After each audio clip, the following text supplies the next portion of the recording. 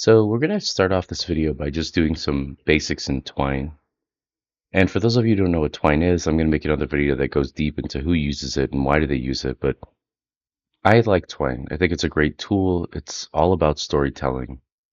In fact, it's really just like making games through text, like text-based games. And I'm on the Twine site here, and you can actually go in and you can see these interactive books. Like if we click on chat book here, for example, you can see it takes you through these links. You can go through here.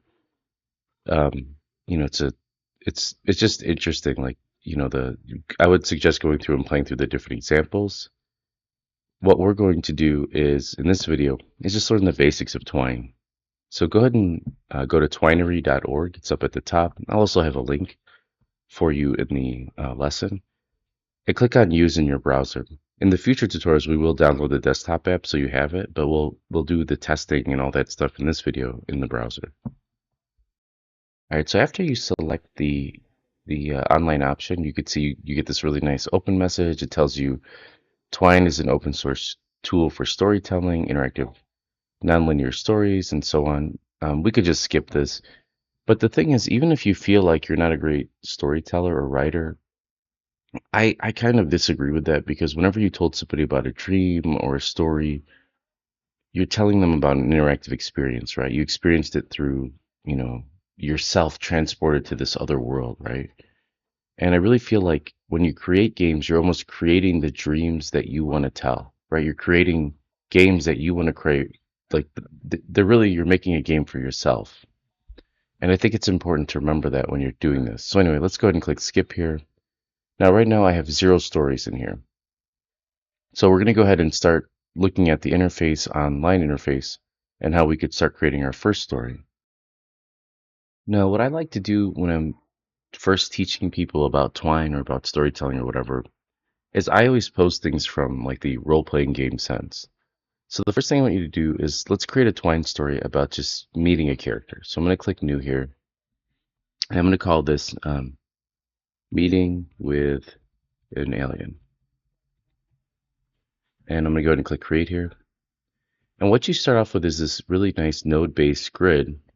And if you take in like my other classes where we talked about shaders or stuff like that, you'll see that the you'll be familiar with what a node is, right? So I want you to think of a node, for those of you who are not familiar, as these little guys are called nodes, right?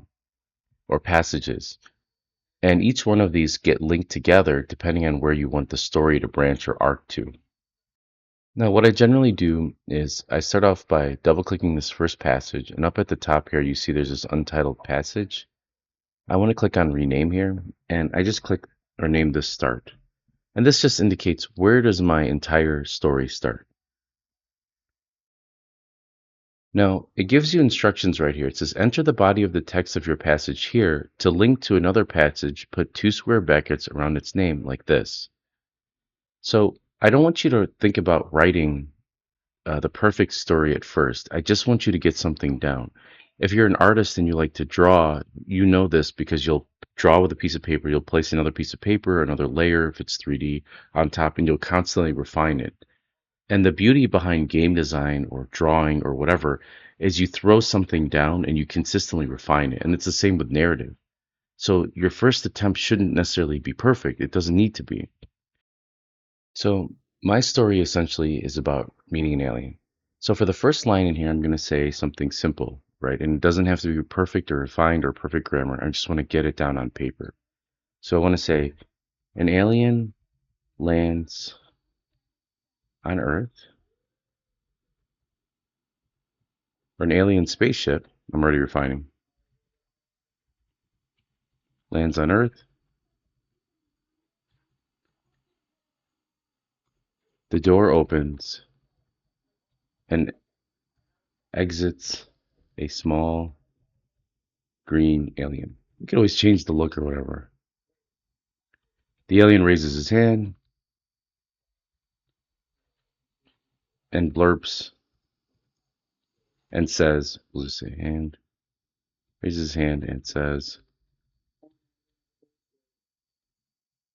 slurp. Notice with these two asterisks here that I'll zoom in a little bit with my mouse. I'm just holding control and scrolling the wheel in. It says with these two, it makes italicizes it. Okay. And let's save this. So you can see in here, there's this.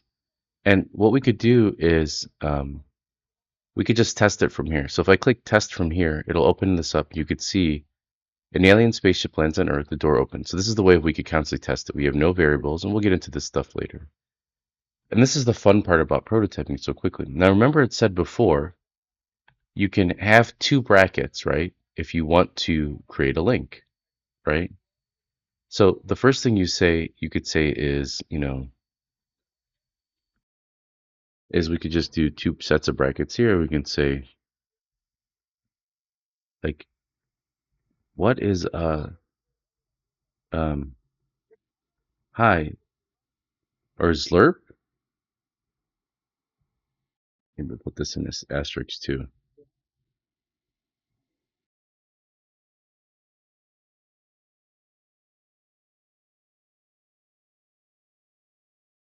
What does that mean, right? And you can see it created a link and it says double click this passage to edit. The issue here is we're not actually linking to anything yet, but we are linking to this next section by doing this. So let's go ahead and make sure this is selected and let's test from here. And you can see we have a link. When I click on it, it doesn't really go anywhere. And so what we have to do in order to get it to create a response, right? So we have this, is right after the passage is done, we just we put a forward slash and an arrow. And what this will do is this will create a link. And what this is like, Zerp, what does that mean? And then what we could say is we can create a new passage called Slurp. And you can see now we have this thing called Slurp. So when I click on this, it'll jump to this new passage called Slurp. And we can actually start from here, same as before. And I click on it, it's actually jumping to this passage called Slurp. So if I double click this, now we have a Slurp passage. And then you could say the alien responds.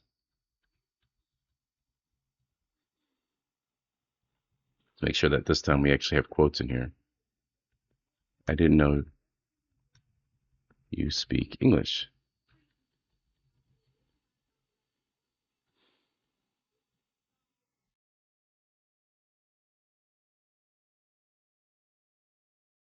All right, so we learned how to essentially create a link. Oh, you learned how to create a link, and let's test that from here.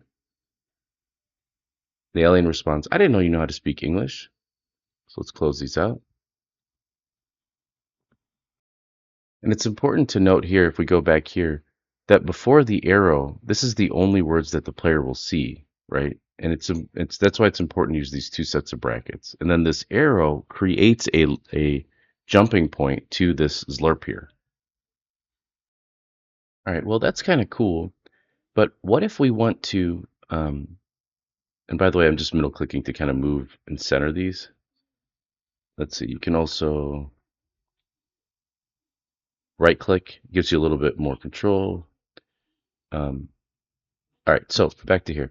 So that's cool, but it would be nice if we had multiple passages. So if we copy this with multiple outcomes, right, and I paste this a few times, I could do slurp and then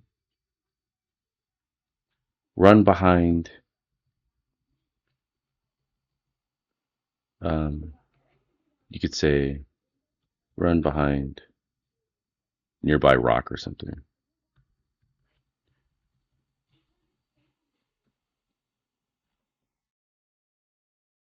Attack alien. And all of these now point to Zlerp. And we don't want that. We can name one passage rock. We can name another passage attack here. And now I'm going to kind of move these around so they match the order here. All right, so let's kind of edit these. We have this first one that says the alien responds, I didn't know you speak English. The second one says you run afraid and hide behind a rock. And then this one says you run forward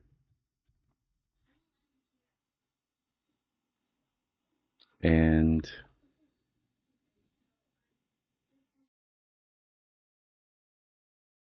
in a turning and rush at the alien with your hands, alien throwing your hands up and down in a slapping motion. So there we go. And let's make sure this is lowercase. All right. So again, nothing is perfect. We're just kind of running through this. And so we could see here, test from here, and we have our three options, and we've got them going. So now you've created a mini story, which is here, and they have all these passages that are here. You could just reopen by double clicking it, and it goes to these three options. So you essentially created three different narratives. You could also make it a text, right? Like where you're just asking an alien questions, and each one of these is a different response to the alien, right?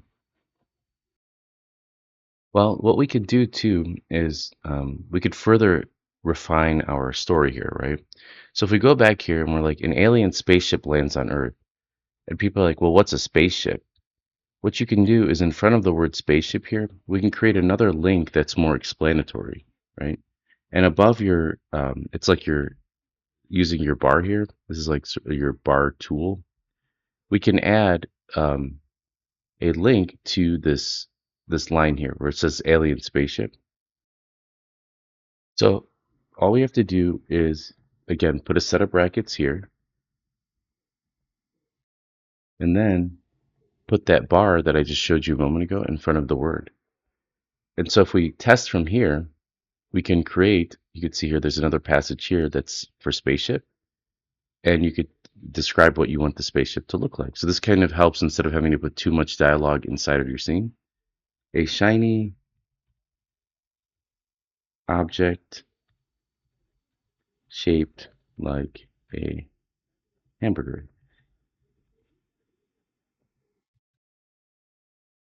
The spaceship has a front door that looks like a pickle. So if we save this, oops, it'll auto save. I keep hitting Control S. So if we play from here, so if you double click this and you hit test from here, or you click the button at the top, you can see, oh, it looks like we didn't link it. Okay, let's go back for a second. I think we need to refine what this says. That I forgot to write the word spaceship.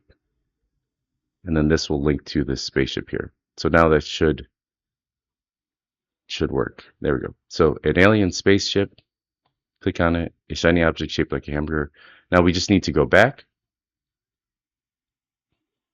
So let's go inside of here. And looks like I flipped those.